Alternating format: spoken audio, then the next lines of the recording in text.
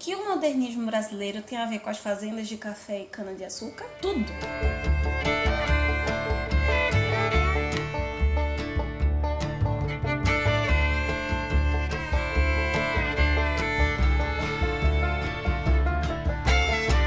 O que temos para hoje são os Dulcineias. Eu sou a Larissa Bertolino, você está no canal Uma Garota Quixotesca, onde nós tratamos de literatura, sempre propondo ideias temáticas, discussões de textos, de gêneros, de tipos textuais, e saem de dentro do nosso queridíssimo Dom Quixote de La Mancha. E mais especificamente, hoje, sexta-feira, dia de vlog, eu geralmente converso com vocês apresentando listas de textos ou de autores, sugestão de lugares literários aqui de Recife, região, ou discutindo alguma coisa que saiu de dentro dos livros. E hoje nós vamos unir, na verdade, duas dessas questões, os lugares com ideias, coisas que saem de dentro dos livros, porque sim, o modernismo, que geralmente a gente associa ao futurismo, urbanismo, às cidades, nasceu, no caso aqui do Brasil, o nosso modernismo saiu de dentro das fazendas, assim como muita coisa boa e ruim também que a gente produz aqui no Brasil. Os grandes nomes da semana de 22, por exemplo, como Oswald de Andrade e Tarsila do Amaral, tanto vieram de fazendas, cresceram, se formaram ali dentro de fazendas de café da região de São Paulo, como eles também depois tiveram as suas próprias fazendas e usavam essas fazendas como pontos de encontro para debater arte. Das fazendas vieram muitas inspirações e teorias modernistas.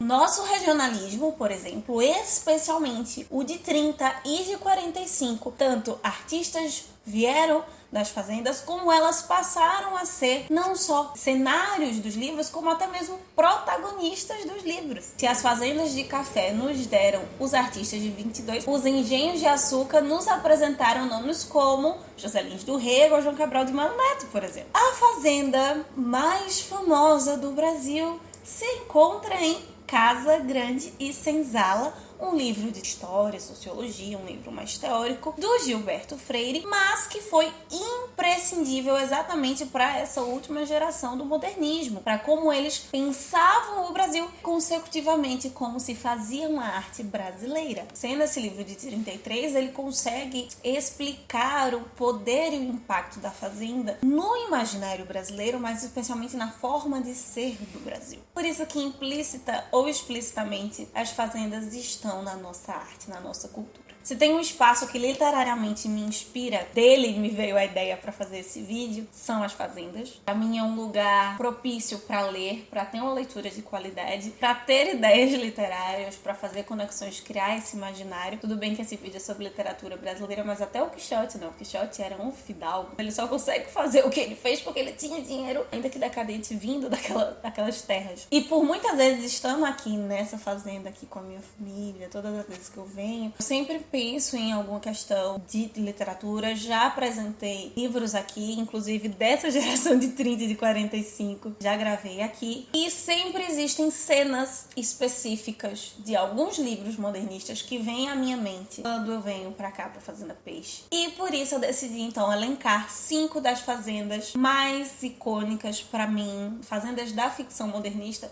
que você precisa conhecer, tanto a fazenda quanto a obra onde ela está em si. E vamos então começar por uma fazenda que o nome dela dá nome ao livro. Na segunda geração do modernismo nós temos Graciliano Ramos, nos apresenta uma fazenda que estaria ali na cidade de Viçosa, no interior de São Paulo, chamada São Bernardo. E o interessante é que essa fazenda ela produz um vegetal, um produto não muito usual na nossa literatura, e quase nunca eu vejo sendo falado quando a gente estuda história, quando a gente lê os regionalistas, mas que se você, como eu, já foi numa fazenda desse produto, é um dos campos mais lindos de se ver. Na verdade, a fazenda São Bernardo, ela produz tanto o algodão quanto a mamona. Só que ao mesmo tempo que ela é visualmente uma das fazendas que eu considero mais lindas da literatura brasileira, ela também é uma das mais podres por dentro. Paulo Honório, protagonista da obra, compra a fazenda por um preço bem abaixo do considerado do herdeiro,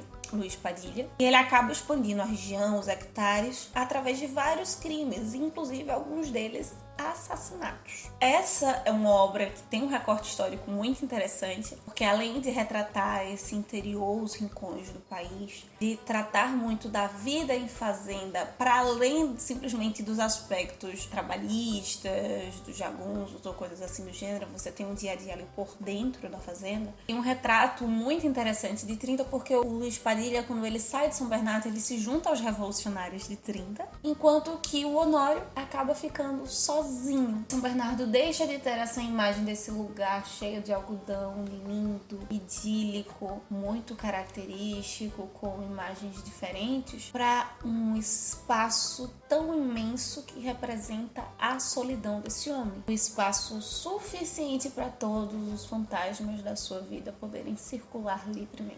A segunda fazenda, também com nome de santo, é a Fazenda Santa Rosa. Na verdade, ela é uma fazenda em Engenho, a mais famosa da geração de 30, porque é nela que se passará Menino de Engenho, do José Lins do Rego. Após o pai assassinar a mãe e ser levado a um hospício, o protagonista, o Menino do Engenho, vai então se mudar para a Fazenda Santa Rosa, morando com o avô materno, o José Paulino, e esse menininho, o Carlos, vai nos apresentar uma espécie de narrativa de romance de formação, a princípio, porque nós vamos conhecendo então essa narrativa, a sua vivência, as memórias da sua infância nesse paraíso que é a Fazenda Santa Rosa, trazendo também esse aspecto muito forte das fazendas na nossa literatura, que é o imaginário infantil, que são as memórias da casa dos avós, que são as memórias das brincadeiras na natureza, ao mesmo tempo que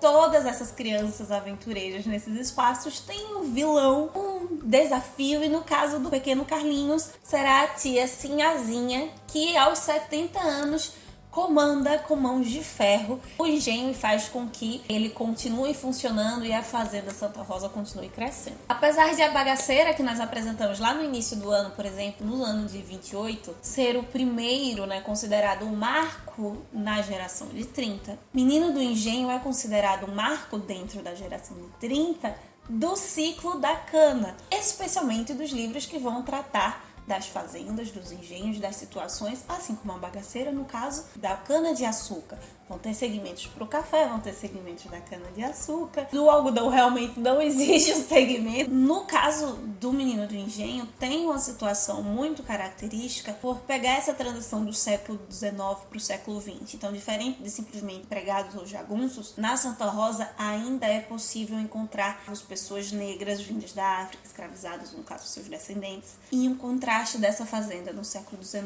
para o século XX. Ainda assim, com toda essa parte pesada da história, um olhar de uma criança, o que torna algo ainda mais singelo e sem certas máscaras que os adultos colocam para falar de certas coisas. Em terceiro lugar, ainda na geração de 30, nós temos a fazenda que eu considero a mais aromática, a mais amendoada das fazendas de cacau do sul da Bahia. Fazenda Fraternidade pertence ao coronel Manuel Misael de Souza Teles, onde trabalhará o protagonista e narrador de Cacau, do livro, todo em primeira pessoa, o José Cordeiro. Jorge Amado nos apresentará esse personagem que buscará emprego em várias dessas cheirosíssimas fazendas de cacau. Chegando ali a do coronel, se apaixona pela sua filha, retratando cada um dos personagens da fazenda em específico, apresentando as diferenças, as individualidades de cada um dos personagens da Fazenda Fraternidade, seus sonhos, suas lutas, uma ideia de luta de classes num cenário que não é nem urbano, nem dentro do espírito da jagunçagem, bem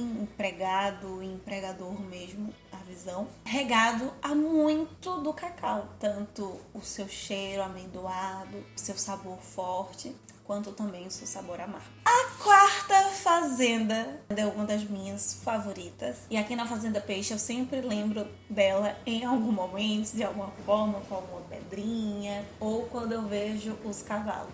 Eu estou falando exatamente da fazenda de maior destaque de Grande Sertão Veredas. Ela não poderia ficar de fora, apesar de, no livro, já ser uma fazenda abandonada, já ser uma casa vazia, onde os únicos animais que estão ali são as montarias do bando do Zé Bebelo. Larissa, por que você escolheu a Fazenda dos Tucanos, que é inabitada, se existem tantas outras fazendas e fazendas grandes, fazendas com postos, com terras, com bichos, dentro de Grande Sertão Veredas? Porque a Fazenda dos Tucanos ela é crucial para a virada de chave do Riobaldo. Ela é uma fazenda decrépita? Sim. Só que ali ocorre, digamos, o auge épico do Riobaldo. Por quê? No final exatamente desse cerco que o bando do Hermógenes está fazendo com o bando do Zé Bebelo, eles já estão ali há dias e cogitando inclusive de comer os seus próprios animais, é o momento onde o Riobaldo se arreta, peita o Zé Bebelo, toma ali o comando do grupo e faz com que eles ganhem a batalha. E também é um momento onde o próprio Diadorim vai receber, então,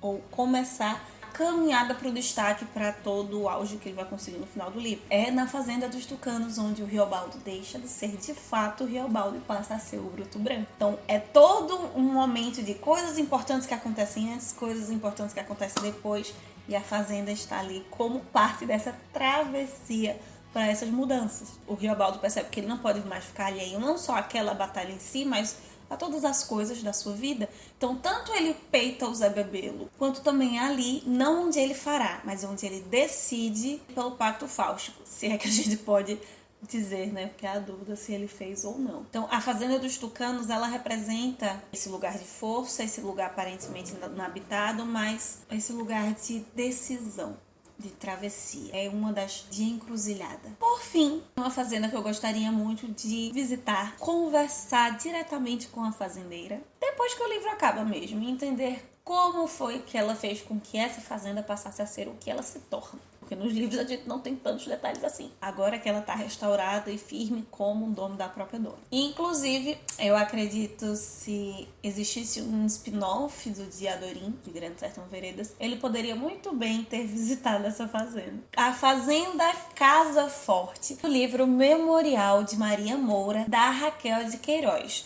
E aí você pode me perguntar, primeiro, Larissa, que livro é esse? E segundo, se você conhece, você pode me perguntar, mas Larissa, esse livro já é de 92? Sim, ele já é de 92, já temos terminado grande parte do auge do modernismo, mas ele é escrito por Raquel de Queiroz, autora maravilhosa, tanto da geração de 30 quanto, de certo modo ainda, de 45, e boa parte desse livro ainda tem essa linguagem, esse peso do modernismo, dessas fases que a Raquel pertencia, não só do seu próprio estilo também único, linguagem da Raquel de Queiroz, que já dá uma outra força também para esse livro, claro. A história da Maria Moura começa com ela perdendo a sua mãe enforcada, e ela suspeitando dessa morte, desse possível assassinato tendo sido feito pelo padrasto. Ela então decide seduzir ele para tentar resolver ali, descobrir o que ele faz acontecer, mas ele acaba enrolando ela e querendo tomar os bens da menina. Alguns primos dela acabam entrando também nessa disputa judicial pelas terras. E ela acaba, portanto, se travestindo de jagunço e saindo pelo meio do sertão junto com alguns companheiros para ir atrás das terras do seu avô na Serra dos Padres. E é então onde estará a Fazenda Casa Forte, que ainda não se chama desse modo, porque após muitos desafios, muitas batalhas e muitas demonstrações de força física, mental na vida, a Maria Moura então tomará essa fazenda, receberá esse lugar que pertencia a seu avô, constrói a casa grande e se torna uma fazendeira extremamente respeitada na região. Não só o nome da fazenda, a estrutura da casa forte, mas toda a natureza, toda a mata da região no livro acaba também sendo simbólica e demonstrando a força que a Maria Moura tem. Também é um lugar que, se existisse, eu gostaria muito de visitar e ver essa natureza. Então é isso, meus queridos cavaleiros andantes. Me conta você se tem alguma outra fazenda dentro do modernismo, dentro das diversas fazendas do Grande Sertão, por exemplo, que você gostaria muito de conhecer, de estar ali físico, presencialmente. Um lugar que não tá nessa lista porque tem menos de 40 hectares, portanto não é fazenda, é sítio, mas que com certeza todo mundo já gostaria de ter visitado, todo mundo já gostaria de pelo menos passar uma tarde ou um final de semana ali, é o sítio do Pica-Pau Amarelo, da 90. Mas fazenda mesmo, com mais de 40 hectares, com bichos, com engenho, com tudo que tiver direito, qual delas você gostaria de visitar? Me conta aqui embaixo. Nós nos vemos então segunda-feira. Vamos sair desse momento, desse espaço de fazenda, vamos entrar forte de novo lá no espaço urbano com Ulisses do James Joyce. Enquanto isso, que possamos sair da biblioteca e ver muito além dos moinhos de vento. Valeu!